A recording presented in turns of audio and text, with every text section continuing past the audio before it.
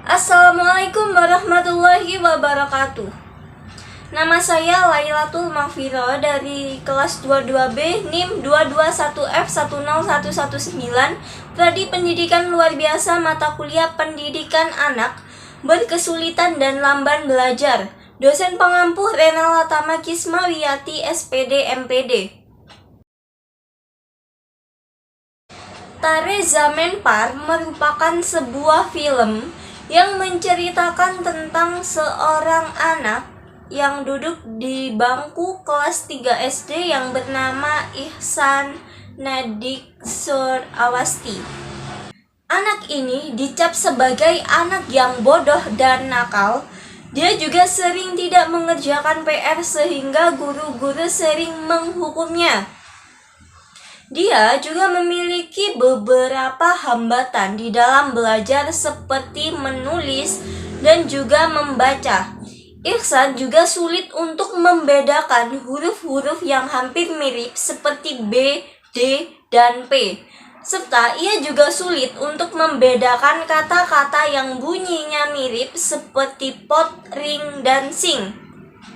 Bukan hanya itu, Ihsan juga sering menulis huruf secara terbalik, sehingga membuat orang-orang yang membaca tulisannya kebingungan dan kesulitan. Di samping hambatan yang dimiliki oleh Ihsan juga memiliki kelebihan yakni melukis. Ihsan ini memiliki seorang kakak yang berbanding terbalik dengannya. Kakaknya merupakan anak yang cerdas dan dapat membanggakan kedua orang tuanya.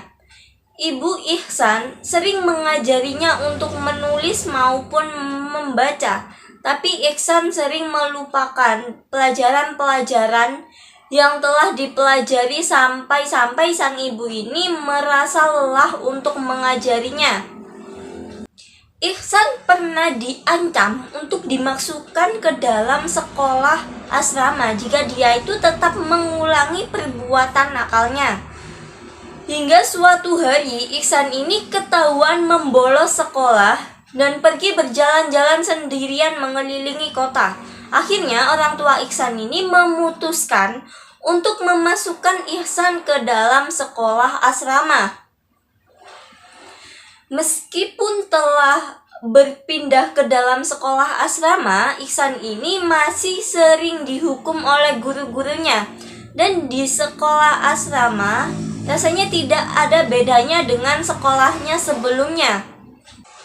Dia mendapatkan perlakuan yang kurang baik karena memang kenakalannya sendiri. Misalnya, sudah berusaha sebenarnya untuk dapat menulis dan juga membaca, tapi ketika dia berusaha untuk membaca tulisan yang dilihat itu seakan-akan menari-nari. Karena tekanan dari guru-guru dan juga ejekan dari teman-temannya, akhirnya Ihsan ini tidak mau menggambar lagi. Hingga suatu hari datanglah seorang guru pengganti yang bernama Ramshankar Nikumbini. Ia merupakan guru yang memiliki cara tersendiri untuk mendidik murid-muridnya. Ia pun juga merupakan guru yang mudah bergaul dengan muridnya. Hingga pada saat hari pertama masuk, ia menarik perhatian murid-muridnya yang ada di dalam kelas tersebut, kecuali Ihsan. Ia melihat perilaku Ihsan yang kurang antusias. Ketika Pak Nikum ini pertama kali berkenalan, Pak Nikum ingin mencari tahu ada apa dengan Ihsan. Mengapa dia tidak memiliki semangat? Mengapa dia tidak memiliki gairah untuk belajar? Setelah Pak Nikum ini mencari tahu berbagai referensi dari buku-buku, akhirnya Pak Nikum tahu bahwa Ihsan ini menderita disleksia. Biasanya, meskipun disleksia ini mengalami hambatan dalam membaca dan menulis, penderita juga biasanya memiliki intelijensia yang di atas rata-rata, dan jika kemampuannya tersebut tidak diasah dengan baik, maka kemampuan tersebut akan sia-sia. Karena Pak Nikum ini tahu Ihsan memiliki hambatan disleksia, Akhirnya ia banyak menceritakan beberapa tokoh yang mengalami disleksia, tetapi namanya ini sampai terkenal di seluruh penjuru dunia karena kecerdasannya, seperti Albert Einstein dan juga ilmuwan-ilmuwan yang lain. Mereka mengalami disleksia, tetapi dengan metode pengajaran yang tepat, hambatan tersebut itu tidak menghalangi mereka untuk menjadi ilmuwan yang hebat, dan bahkan penemuan-penemuan mereka ini digunakan hingga sampai saat ini. Pak Nikum berusaha agar Iksan ini bisa kembali tersenyum, karena ia melihat potensi yang lebih besar daripada kekurangan Iksan, yaitu dalam membaca dan menulis.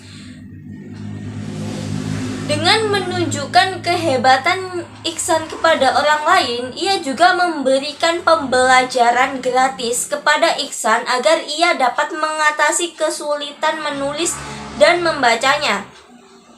Di satu waktu, sang ayah ini melihat Iksan sedang membaca tulisan-tulisan yang ada di mading. Ia menitihkan air mata ketika melihat perkembangan anaknya. Namun, kemudian ia meninggalkan Iksan tanpa menegur atau bahkan memeluk anaknya. Suatu hari, Pak Nikum ini mengadakan sebuah lomba melukis yang diikuti oleh banyak warga asrama. Awalnya, Pak Nikum tidak melihat Iksan karena ia pergi ke tempat kesukaannya di dekat sekolah. Hingga pertengahan lomba, ia datang dan segera menuangkan imajinasinya. Karena keindahan lukisannya, ia menjadi juara 1 dan mengalahkan hasil lukisan dari para guru dan teman-temannya. Serta hasil lukisannya ini akan dijadikan sampul majalah pada tahun depan. Setelah serangkaian kejadian dan usaha dari Pak Nikum, Iksan ini sekarang lebih percaya diri dan mendapatkan kasih dan sayang dari keluarganya. Nah, masalah yang dihadapi Iksan di sini adalah disleksia. Disleksia itu merupakan salah satu bentuk kesulitan belajar spesifik yang tersering di antara kedua bentuk kesulitan belajar spesifik lainnya, yaitu disgrafia dan diskalkulia. Disleksia ini berasal dari bahasa Greek secara harafiah mengandung makna kesulitan berbahasa atau sulit, leksia berbahasa. Disleksia seperti halnya diskalkulia dan disgrafia terjadi pada individu dengan potensi kecerdasan normal. Bahkan banyak di antara mereka yang mempunyai tingkat kecerdasan jauh di atas rata-rata. Itulah sebabnya maka disleksia disebut sebagai kesulitan belajar spesifik, karena kesulitan belajar yang dihadapinya terjadi pada satu atau beberapa area akademis yang spesifik saja, di antaranya area membaca, menulis, dan berhitung. Seringkali disleksia ini merujuk pada kondisi di mana kesulitan belajar yang nampak pada individu tersebut sulit dijelaskan, karena demikian berlawanan dengan potensi kecerdasan yang dimilikinya. Sebagian besar orang awam memahami disleksia sebagai kondisi di mana anak sulit belajar baca, malas menulis, jika menulis banyak huruf yang hilang, sulit menghitung, dan sebagainya. Namun sejatinya disleksia sama sekali tidak sesederhana itu. Area belajar yang terlibat dalam kesulitan belajar spesifik meliputi area keterampilan akademis, area executive function yang juga sangat penting dan sangat dibutuhkan dalam kehidupan sehari-hari, seperti halnya kemampuan untuk mengelola suatu organizing skill, kemampuan mengendalikan impulsivitas, kemampuan bersosialisasi, persistensi atau ketekunan dalam menuntaskan sesuatu pekerjaan, dan juga ada keterampilan koordinasi motorik. Di luar segala rupa kesulitan itu, anak disleksia juga mempunyai banyak area minat dan bakat yang luar biasa. Misalnya, mempunyai kemampuan imajinatif yang luar biasa, kemampuan bermain konstruktif yang di luar usianya, kemampuan bermusik atau berolahraga yang sangat terampil, atau anak yang jago sekali bermain strategi pada berbagai permainan yang membutuhkan keterampilan problem solving. Salah satu bentuk cara mengatasi disleksia adalah dengan melakukan pendekatan edukasi khusus. Biasanya, penentuan jenis pendekatan didasarkan pada tingkat keparahan disleksia yang dialami dan berdasarkan hasil dari tes psikologi pengidap. Untuk disleksia pada anak, cara paling efektif untuk meningkatkan kemampuan baca dan menulis adalah dengan fokus pada kemampuan fonologi, yaitu ilmu yang mempelajari tentang bunyi-bunyi bahasa yang diproduksi oleh alat ucap manusia. Metode ini biasanya disebut fonik, yang dimulai dengan mengajari elemen-elemen dasar seperti belajar mengenali satuan bunyi terkecil dalam kata, memahami huruf dan susunan huruf yang terbentuk yang membentuk bunyi tersebut, memahami bacaan, memahami cara membunyikan kata, hingga membangun kosakata. Orang tua juga sangat berperan penting untuk meningkatkan kemampuan anak. Langkah yang bisa dilakukan antara lain: yang pertama, bekerja sama dengan sekolah. Anda bisa membicarakan kondisi anak dengan guru atau kepala sekolahnya untuk mendiskusikan cara yang paling tepat untuk membantu anak mengikuti pelajaran di sekolah. Yang kedua, membacakan buku untuk anak-anak. Anda juga bisa memulai membacakan buku saat anak berusia 6 bulan atau bahkan lebih muda. Ketika anak sudah berusia lebih besar, Anda juga bisa mencoba membaca bersama dengan anak. Kemudian yang ketiga, ada memberikan waktu lebih banyak untuk membaca di rumah. Pengulangan ini bisa meningkatkan kemampuan anak untuk memahami cerita yang Anda bacakan, sehingga anak itu tidak lagi merasa asing dengan tulisan dan cerita. Anda juga bisa memberikan waktu untuk anak membaca sendiri tanpa bantuan. Yang keempat, buatlah suasana membaca menjadi suatu kegiatan yang lebih menyenangkan dengan memilih topik bacaan ringan dan menyenangkan. Membaca di taman bisa menjadi salah satu pilihan.